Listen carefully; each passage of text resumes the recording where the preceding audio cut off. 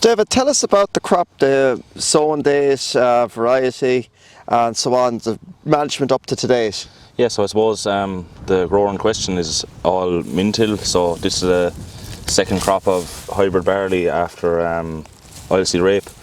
So it was in wheat last year, so yeah, the seed was dressed with latitude, sown in around the 26th of September, which was pretty early, I suppose. Yeah. Would be for South Tip, this would be a high pressure. For South Tip, but I suppose given the Mintil situation, we feel crops are probably along with a week extra coming out of the ground, so yeah, we might be a little bit safer in that scenario. You and I were here in October. Exactly, yeah, done plant counts which are pretty bang on. It received a herbicide of Firebird Met, DFF, and it got an aphicide of Ninja lambda based product at the 2 to 3 leaf stage.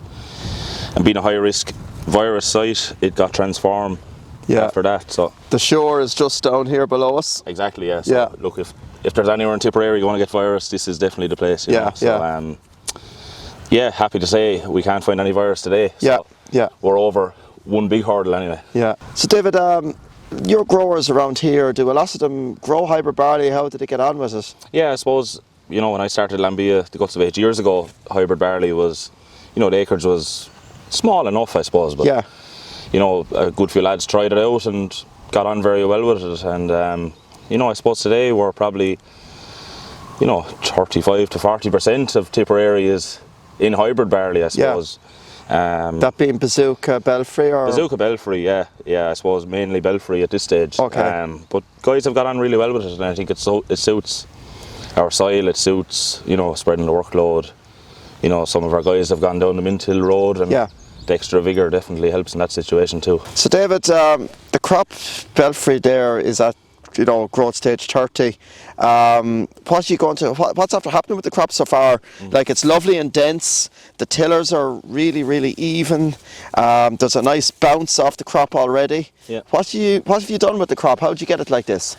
Yeah, so I suppose, in my own opinion, the key to successful winter barley crops is definitely early nitrogen, and in fairness to this grower, he's always out on time, and this crop received about 30 units of nitrogen per acre towards the end of February. Okay. So yeah, he followed up pretty soon after that with a litre of CCC per hectare, and we took the opportunity at that stage to tidy up the wild oats as well. Okay.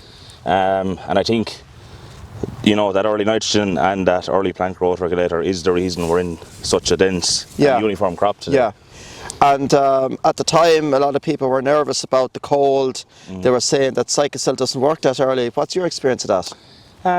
You know, once you're in around 8 degrees, 9 degrees, I think you'll be pretty successful with it.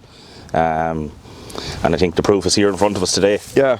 It definitely has worked to treat. It's a super crop.